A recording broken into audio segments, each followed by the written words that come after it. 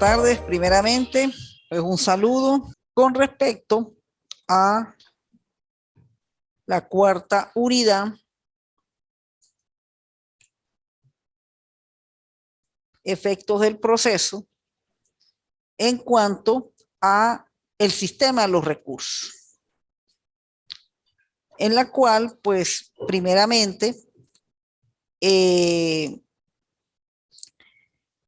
tocamos el punto cuando ocurre ya la sentencia en primera instancia, que se dio en el tema anterior cuando se llevaba todas las etapas de la constitución del proceso, desde el inicio del mismo, con la demanda, la contestación, lo que significó el lazo probatorio, las pruebas y la sentencia. Una vez que se dicta la sentencia, pues dentro del proceso se van a dar una serie de situaciones que ello va a conllevar a que el mecanismo de la sentencia tenga lo que se llama su revisión.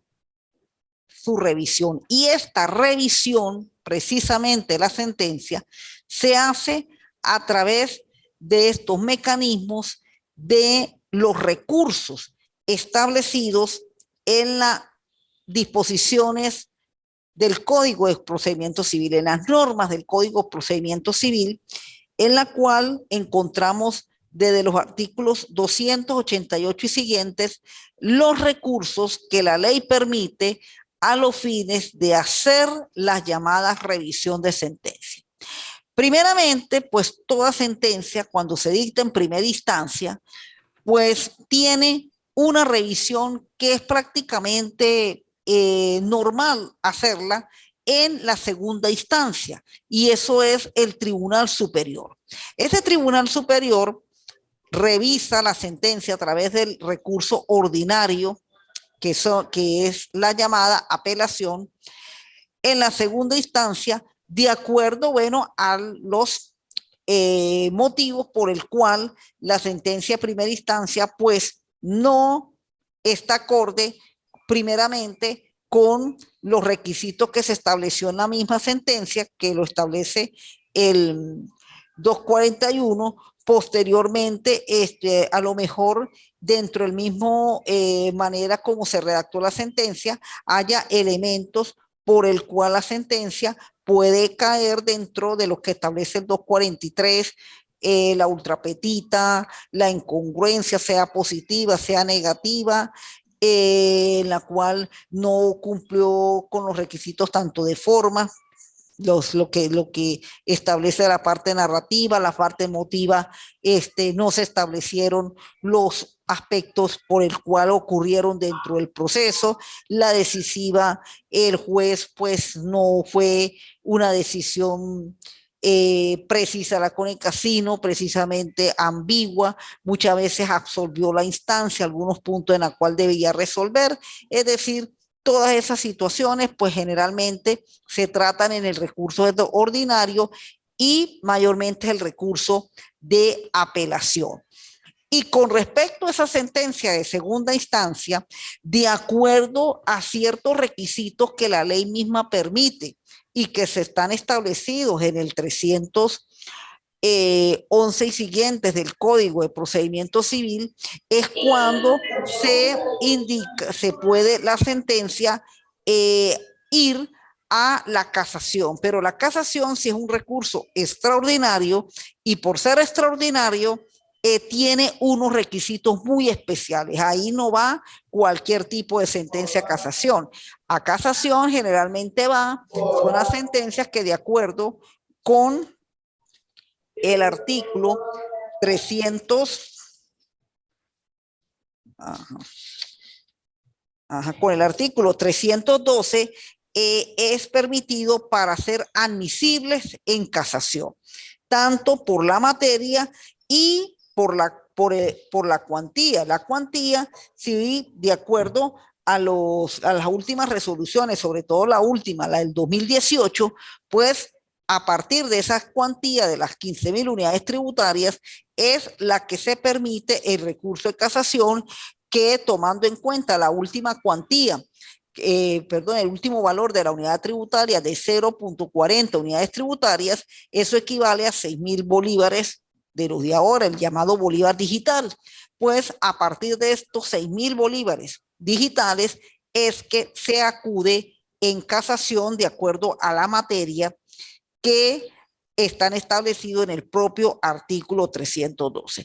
Y un recurso de invalidación, que es un recurso prácticamente de excepción, sobre todo cuando surgen pruebas documentales que eran importantísimas para el desarrollo del proceso, y este recurso también tiene unos lapsos prácticamente caducidad que van desde 3 hasta 6 meses de acuerdo a las causales que indica la propia norma del artículo 300, la norma del 334 y del 335, 336 del Código de Procedimiento Civil.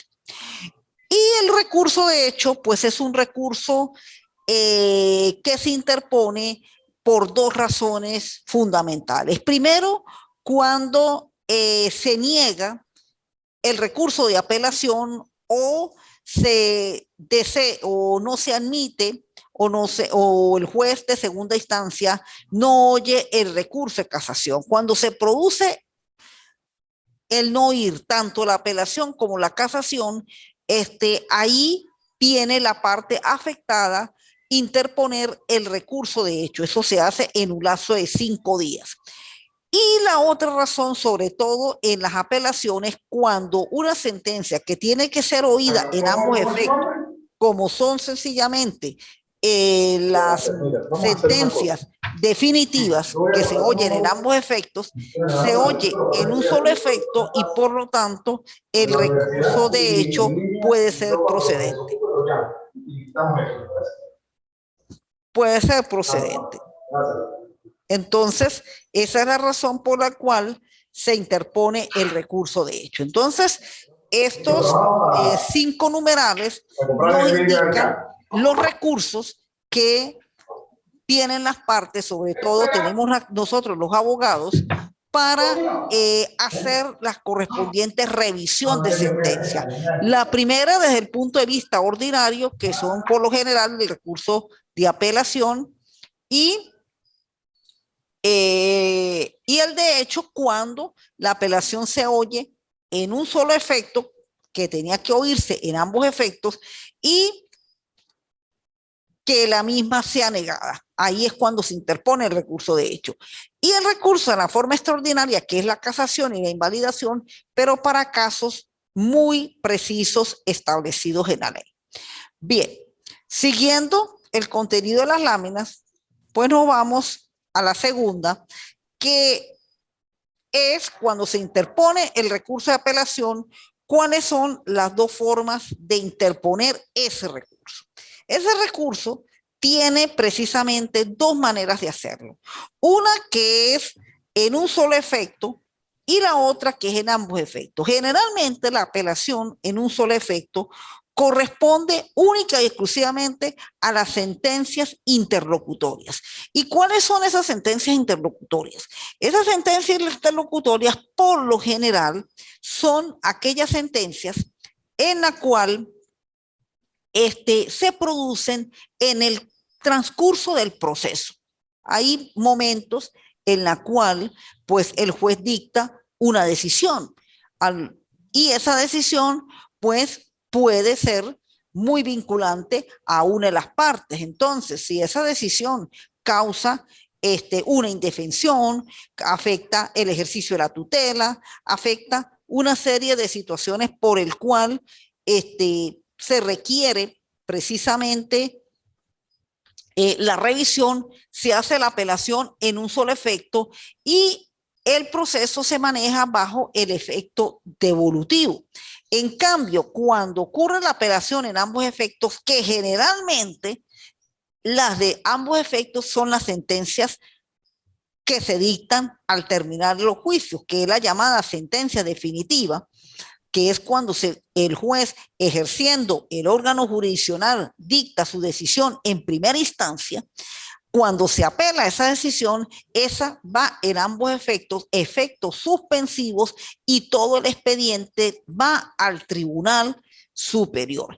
En un solo efecto solamente se remite al tribunal superior es las actuaciones que se consideran necesarias para que sean revisadas por el juez de alzada, mientras continúa el expediente principal. En cambio, en la apelación de ambos efectos sube al superior todo el expediente, porque es una sentencia definitiva y por lo tanto está poniendo fin a un juicio. Solamente se produce una apelación en ambos efectos, y es en el caso de las sentencias interlocutorias cuando causan un gravamen irreparable, es decir, una sentencia que se produjo en el transcurso del proceso, el juicio no había terminado, pero está poniendo fin al juicio. Cuando sucede ese tipo de sentencia, ese tipo de decisión se apela en ambos efectos y sube todo el expediente al superior. Y allí es que precisamente este tipo de sentencia, pues es la que tiene, la que se llaman efectos suspensivos. También dentro de el proceso y dentro de los efectos que produce el proceso, pues se va a tocar lo relacionado con la cosa juzgada. Generalmente la cosa juzgada pues se produce más que todo en material y formal. Los elementos mayormente son los que se producen desde el punto de vista de la firmeza de la sentencia, la ejecución de la sentencia y los juicios ejecutivos. Ahí tenemos en esta lámina la normativa relacionada con los recursos de apelación, tanto en el caso de la apelación como en el caso de la casación. En los recursos ordinarios, la apelación, tenemos del 288 al 304, el de hecho y revocatoria 305 al 311 del Código de Procedimiento Civil. El procedimiento de segunda instancia, que precisamente es el que se sigue cuando se lleva a cabo la apelación, tanto de un solo efecto como en ambos efectos, es aquel en la cual sube el expediente, el tribunal de instancia lo admite, y de acuerdo si es una sentencia definitiva o si es una sentencia interlocutoria, tiene un lapso para la presentación de los informes. En el caso de las sentencias definitivas o de aquellas interlocutorias que causan gravamen irreparable, una vez que se admite el expediente, como lo establece a partir del 516, 517, la parte, el juez, al admitir el recurso, se fija el lapso de el día 20 para la presentación de los informes a las partes. Este día 20 se fija para aquellas sentencias que son definitivas, en la cual las partes presentan los informes. Posteriormente, finalizado ese día 20, no es dentro, es el día 20, a partir del día siguiente se abre un lapso de 8 días para hacer las correspondientes observaciones a los informes, y al día siguiente de esos 8 días para hacerle la observación a los informes, el juez tiene 60 días para decidir esa sentencia definitiva. En el caso de las sentencias interlocutorias o de las interlocutorias con carácter que causan gravamen irreparable, la sentencia tiene un lapso de 30 días, pero previo a ello, el juez, al admitir el recurso, se fija el 10º día para la presentación de los informes, al día siguiente 8 días para las observaciones y un lapso de 30 días para la decisión de la sentencia. Eso en el caso de el procedimiento de segunda instancia cuando se interpone la apelación. En los recursos extraordinarios, bueno, la casación, la normativa 312 al 326 y el de invalidación 327 al 337. En el primero ese se interpone ante la Sala de Casación Civil del Tribunal Supremo de Justicia y en el 327 y en el de invalidación en el tribunal en la cual se llevó el juicio en primera instancia. Bien, como les había mencionado, en las formas de la apelación, cuando se llevan a cabo, ella tiene dos efectos en la cual se producen dentro del proceso.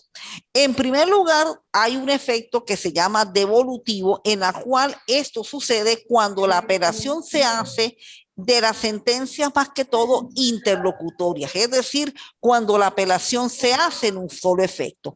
Acá, como está explicado allí en su lámina, en el efecto devolutivo, la apelación ocurre en un solo efecto y la misma sucede en las llamadas sentencias interlocutorias, en la cual lo que se hace en alzada es corregir aquel defecto por el cual se produjo la decisión del juez.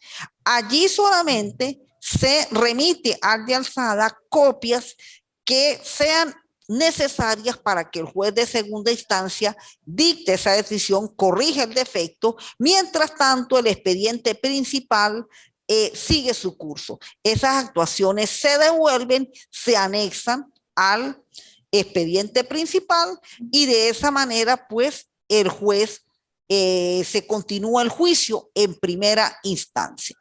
Y tenemos en el segundo caso, cuando la apelación es en ambos efectos, que sucede mayormente en las sentencias definitivas o en la interlocutoria cuando causan un gravamen irreparable, en la cual el juicio se suspende. Aquí por lo menos, ¿qué sucede? Que el juicio se va todo el expediente al superior y el juez superior pues se abre el procedimiento de segunda instancia para decidir si esa sentencia se ratifica o se dicta una nueva sentencia. En el primer caso, pues prácticamente era corregir un vicio que se presentó en el proceso. El juez se corrige y se continúa el juicio en el estado en que se encuentre. Aquí no, aquí sencillamente se va a revisar esa sentencia y esa sentencia naturalmente puede suceder de dos formas.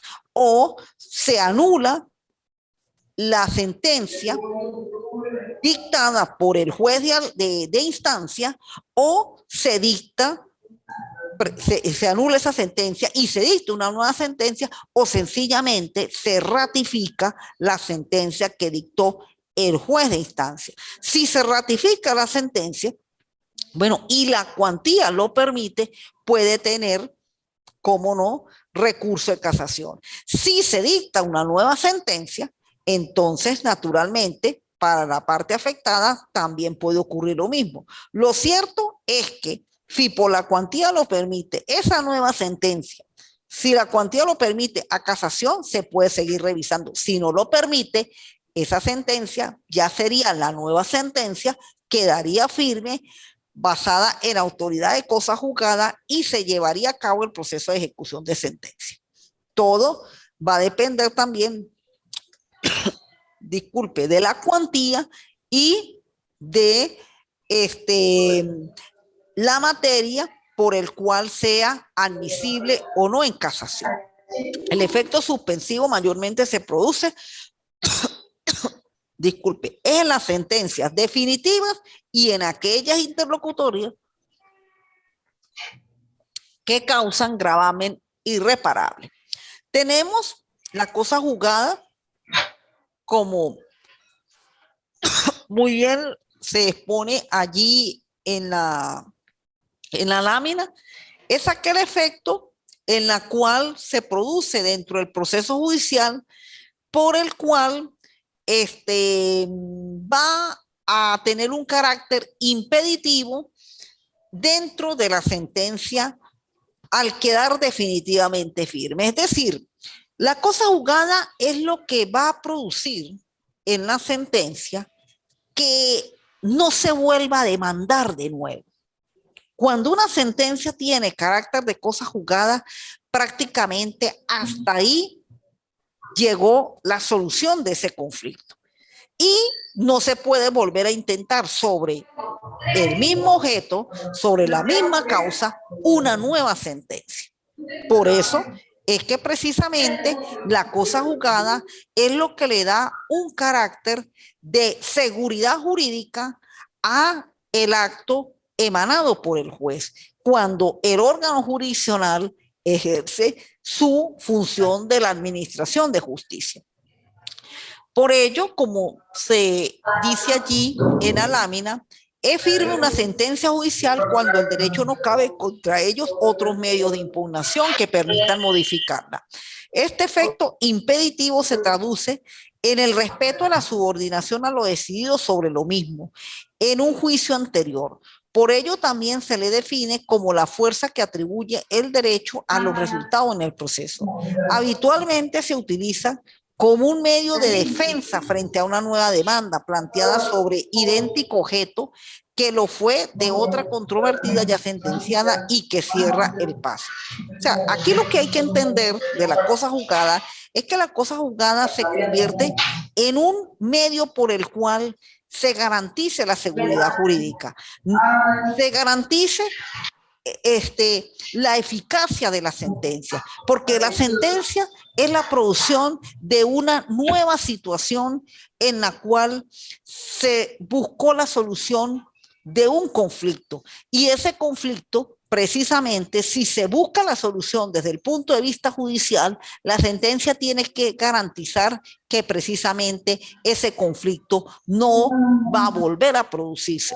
Entonces, eso garantiza también que sobre esa situación, sobre esa pretensión que se debatió para ese momento, no va a volver a producirse otro tipo de pretensión. Hay algunas versiones y hay algunos movimientos en que la cosa juzgada pues está siendo debilitada, es decir, producto de tantas situaciones de alteraciones que se están produciendo hoy en día, pues la cosa juzgada está perdiendo su respeto y está perdiendo su autoridad ante los desenvolvimientos de la sociedad.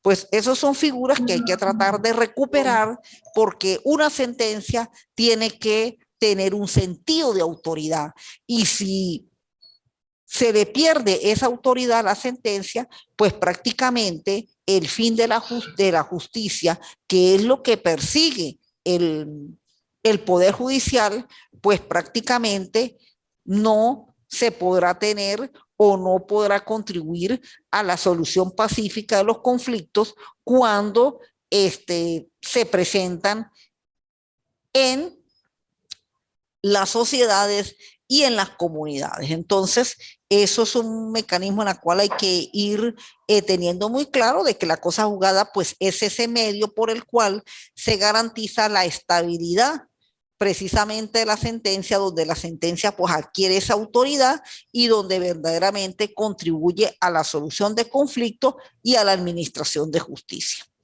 Bien, precisamente cuando la sentencia tiene ese carácter definitivo, pues viene lo que es su ejecución, y esa ejecución pues se traduce en la materialización y en la reafirmación de la tutela judicial efectiva, en la cual esa pretensión invocada en la demanda se le da ese resultado efectivo y cierto por el cual la parte que interpuso la pretensión y fue declarada con lugar, pues va y reclama es el resultado de esa pretensión en la cual le salió favorecida.